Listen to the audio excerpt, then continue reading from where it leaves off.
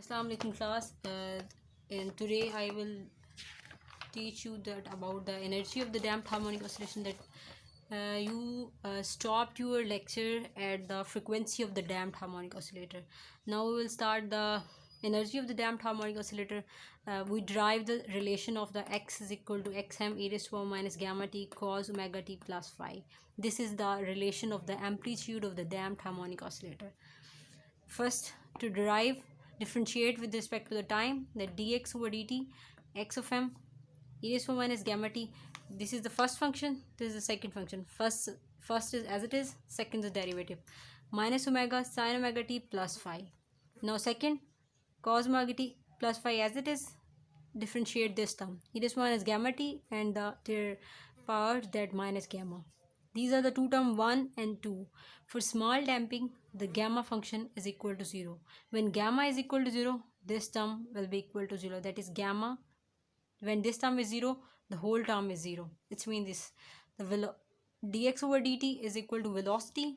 The velocity is equal to minus omega xm e raised to power minus gamma t sin omega t plus phi. This is the velocity of the damped harmonic oscillator.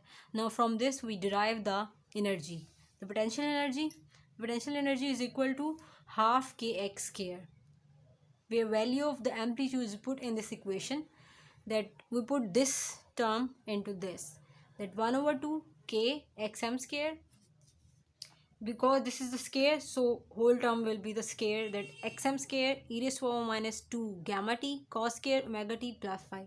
This is the potential energy of the damped harmonic oscillator. Now we will derive the kinetic energy. The kinetic energy is equal to half mv square.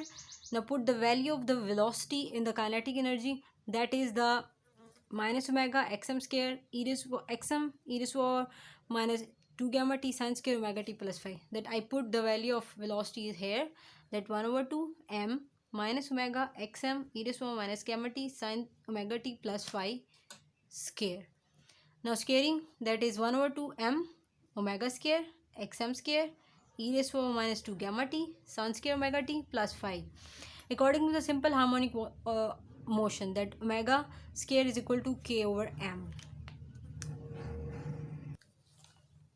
This is the relations of the angular frequency that we discuss in the simple harmonic oscillator. Now find the value of the k from it, that k is equal to m omega square.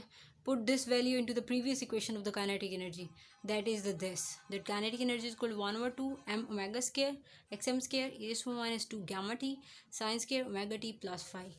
Now k is equal to m omega square. Put the value of the k here, that kinetic energy is equal to 1 over 2 k xm square e raised to minus 2 gamma t sin square omega t plus phi.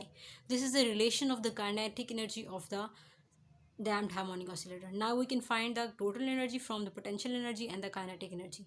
The total energy is equal to sum of kinetic energy and potential energy. That E is equal to potential energy plus kinetic energy. Put the value of the potential energy which we derive from the previous page, that 1 over 2 kxm square e raised to minus 2 gamma t cos square omega t plus phi. Put the value of the potential kinetic energy, that is 1 over 2 kxm square e raised to minus 2 gamma t sin square omega t plus phi.